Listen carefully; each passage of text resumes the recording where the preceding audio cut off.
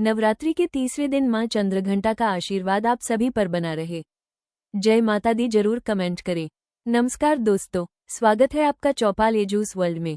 अगर आप बीपीएससी या अन्य प्रतियोगी परीक्षाओं की तैयारी कर रहे हैं तो आज का ये करंट अफेयर्स आपके लिए बहुत ही महत्वपूर्ण होने वाला है, क्योंकि आज हम बात करेंगे 21 मार्च 2026 के 10 सबसे महत्वपूर्ण करंट अफेयर्स क्वेश्चंस की, जो आपके एग्जाम में सीधे पूछे जा सकते हैं। तो चलिए बिना समय गवाए शुरू करते हैं। आज का पहला सवाल, हाल ही में फ्रेंच भाषा दिवस कब मनाया गया है? इसका सही उत्तर है 20 मार्च। संयुक्त राष्ट्र द्वारा फ्रेंच भाषा दिवस हर साल 20 मार्च को मनाया जाता है। ये दिन फ्रेंच भाषा की संस्कृति और वैश्विक महत्व को दर्शाता है। इसका उद्देश्य दुनिया भर में फ्रेंच भाषा के उपयोग को बढ़ावा देना है। संयुक्त राष्ट्र की आधिकारिक भाषाओं में फ्रेंच भी शामिल है। इस दिन विभिन्न कार्यक्रम और सांस्कृतिक गतिविधियां आयोजित की जाती हैं। यह भाषा कूटनीति और अंतर्राष्ट्रीय संबंधों में भी महत्वपूर्ण भूमिका निभाती है। फ्रेंच भाषा कई देशों में बोली जाती है और इसका वैश्विक प्रभाव है। इस दिवस के माध्यम से भाषा और संस्कृति के संरक्षण पर जोर दिया जाता है। ये दिन भाषाई विविधता को बढ़ावा देने के लिए भी महत्वपूर्ण है। इससे लोगों में नई भाषाएं सीखने की प्रेरणा मिलती है। नेक्स्ट क्वेश्चन है, हाल ही में प्रसिद्ध भारतीय अभिनेत्री को हाउस ऑफ कॉमन्स में महिला सशक्तिकरण पुरस्कार से सम्मानित किया गया है? इसका सही उत्तर है ऋतुपर्णा सेनगुप्ता। ऋतुपर्णा सेनगुप्ता एक प्रसिद्ध भारतीय अभिनेत्री हैं। उन्हें ब्रिटेन के हाउस ऑफ कॉमन्स में सम्मानित किया गया है। ये पुरस्कार महिला सशक्तिकरण के लिए दिया गया है। ये सम्मान अंतर्राष्ट्रीय महिला दिवस के अवसर पर प्रदान किया गया। उन्होंने भारतीय सिनेमा में महत्वपूर्ण योगदान दिया है। उनकी पहचान एक मजबूत अभिनेत्री के रूप में है।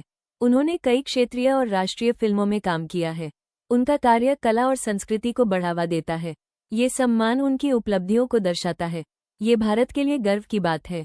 नेक्स्ट क्वेश्चन है, हाल ही में 86 वर्ष की आयु में किस प्रसिद्ध मार्शल आर्टिस्ट और हॉलीवुड अभिनेता का निधन हो गया? इसका सही उत्तर है चक नॉरिस। चक नॉरिस एक प्रसिद्ध मार्शल आर्टिस्ट और अभिनेता थे। उन्होंने कई एक्शन फिल्मों में काम किया था। वे अपनी शक्ति और अनुशासन के लिए जाने जाते थे। उन्होंने दुनिया भर में लोगों को प्रेरित किया। वे Walker, Texas Ranger TV show से काफी प्रसिद्ध हुए।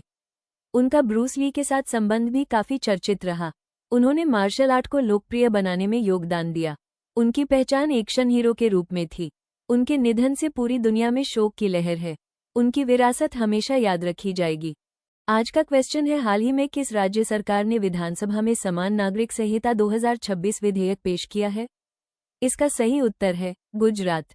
हाल ही में गुजरात सरकार ने विधानसभा में समान नागरिक संहिता 2026 विधेयक पेश किया है। इस विधेयक का उद्देश्य सभी नागरिकों के लिए समान कानून लागू करना है। ये कानून विवाह, तलाक, उत्तराधिकार जैसे मामलों में समानता लाएगा। इससे समाज में एकरूपता और न्याय सुनिश्चित करने का प्रयास किया जा रहा है।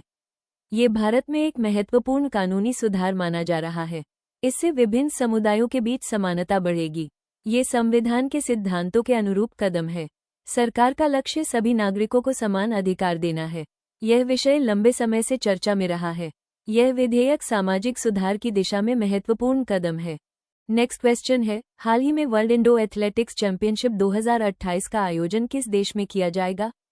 इसका सही उत्तर है Bharat. World Indo athletics championship 2028 का आयोजन भारत में किया जाएगा।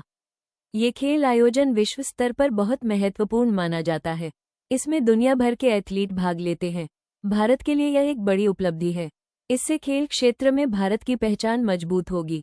यह आयोजन देश में खेल सुविधाओं के विकास को बढ़ावा देगा। इससे युवा खिलाड़ियों को प्रेरणा मिलेगी। भारत अंतर्राष्ट्रीय खेल आयोजनों की मेजबानी में आगे बढ़ रहा है। यह आयोजन खेल पर्यटन को भी बढ़ावा देगा। इससे देश की वैश्विक छवि मजबूत होगी। नेक्स्ट क्वेश्चन है, हाल ही में स्टॉकहोम जल पुरस्कार 2026 से किसे सम्मानित किया गया है? इसका सही उत्तर है कावेह मदानी। स्टॉकहोम जल पुरस्कार 2026 कावेह मदानी को दिया गया है। ये पुरस्कार जल संसाधन प्रबंधन के क्षेत्र में दिया जाता है। यह विश्व के सबसे प्रतिष्ठित जल पुरस्कारों में से एक है। कावेह मदानी ने जल संरक्षण में महत्वपूर्ण योगदान दिया है। उन्होंने जल संकट के समाधान पर काम किया है। उनका कार्य पर्यावरण संरक्षण से भी जुड़ा हुआ है। ये पुरस्कार स्वीडन द्वारा प्रदान किया जाता है। इससे वैज्ञानिकों और शोधकर्ताओं को प्रेरणा मिलती है। जल संरक्षण आज के समय की बड़ी आवश्यकता है। ये पुरस्कार इस दिशा में जागरूकता बढ़ाता है। नेक्स्ट क्वेश्चन है, हाल ही में मार्च 2026 में कौन सा देश विश्व स्वास्थ्य संगठन से अलग हो गया है? इसका सही उत्तर है अर्जेंटीना। मार्च 2026 में अर्जेंटीना ने विश्व स्वास्थ्य संगठन से अलग होने का निर्णय लिया। यह एक महत्वपूर्ण अंतर्राष्ट्रीय निर्णय है। WHO एक वैश्विक स्वास्थ्य संगठन है। ये देशों को स्वास्थ्य संबंधी सहायता प्रदान करता है। अर्जेंटीना का ये कदम चर्चा का विषय बना हुआ है। इस निर्णय के पीछे कई नीतिगत कारण बताए जा रहे हैं। इससे वैश्विक स्वास्थ्य सहयोग प्रभावित हो सकता है। WHO की भूमिका महामारी नियंत्रण में महत्वपूर्ण होती है। यह निर्णय अंतर्राष्ट्रीय संबंधों पर प्रभाव डाल सकता है। ये घटना परीक्षा के लिए महत्वपूर्ण है। नेक्स्ट क्वेश्चन है, हाल ही में केंद्रीय गृह मंत्रालय द्वारा जनगणना 2027 के लिए किसे ब्रांड एम्बेसडर नियुक्त किया गया है? इसका सही उत्तर है सुदर्शन पटनायक। सुदर्शन पटनायक भारत के प्रसिद्ध सैंड आर्टिस्ट हैं। उन्हें जनगणना 2027 के लिए ब्रांड एम्बेसडर बनाया गया है। जनगणना देश की जनसंख्या से जुड़ी महत्वपूर्ण प्रक्रिया होती है। इससे सरकार को योजनाएं बनाने में मदद मिलती है। सुदर्शन पटनायक अपनी कला के माध्यम से जागरूकता फैलाते हैं। वे अंतर्राष्ट्रीय स्तर पर भी भारत का नाम रोशन कर चुके हैं। उनकी कला लोगों को सामाजिक संदेश देती है। इस नियुक्ति का उद्देश्य लोगों को जनगणना के लिए जागरूक करना है। जनगणना हर 10 साल में आयोजित की जाती है। ये देश के विकास के लिए बहुत महत्वपूर्ण होती है। हाल ही में 2024-25 में भारत का शीर्ष टेक्सटाइल निर्यातक राज्य कौन बना है? इसका सही उत्तर है तमिलनाडु। तमिलनाडु 2024-25 में भारत का शीर्ष टेक्सटाइल निर्यातक राज्य बना है। ये राज्य कपड़ा उद्योग के लिए प्रसिद्ध है। यहाँ कई बड़े टेक्सटाइल उद्योग स्थापित हैं। ये भारत के निर्यात में महत्वपूर्ण योगदान देता है। टेक्सटाइल उद्योग रोजगार के अवसर भी प्रदान करता है। इससे राज्य की अर्थव्यवस्था मजबूत होती है। सरकार इस क्षेत्र को बढ़ावा दे रही है। तमिलनाडु का इंफ्रास्ट्रक्चर भी मजबूत है। यह उद्योग अंतर्राष्ट्रीय बाजार में प्रतिस्पर्धा करता है। यह उपलब्धि राज्य के विकास को दर्शाती है। नेक्स्ट क्वेश्चन है, हाल ही में किसने 7 ज्वालामुखी चोटियों पर सबसे कम समय में चढ़ाई करने का रिकॉर्ड बनाया है? इसका सही उत्तर है भूपतिराजु अनिमेष वर्मा। भूपतिराजु अनिमेष वर्मा ने एक विश्व रिकॉर्ड बनाया है। उन्होंने 7 ज्वालामुखी चोटियों पर सबसे कम समय में चढ़ाई की है। यह एक बहुत ही कठिन और साहसिक कार्य है। इस उपलब्धि के लिए उन्हें गिनीज वर्ल्ड रिकॉर्ड में जगह मिली है। यह उपलब्धि भारत के लिए गर्व की बात है। उन्होंने अपनी मेहनत और दृढ़ संकल्प से यह सफलता हासिल की है। इससे युवाओं को प्रेरणा मिलती है। ऐसे कार्यों में शारीरिक और मानसिक शक्ति की जरूरत होती है। ये साहस और आत्मविश्वास का प्रतीक है। उनकी यह उपलब्धि हमेशा याद रखी जाएगी।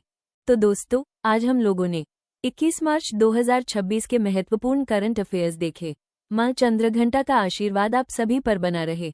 अगर आपको ये वीडियो अच्छा लगा तो चैनल को सब्सक्राइब जरूर करें और कमेंट में जरूर लिखें जय माता दी। मिलते हैं अगले वीडियो में।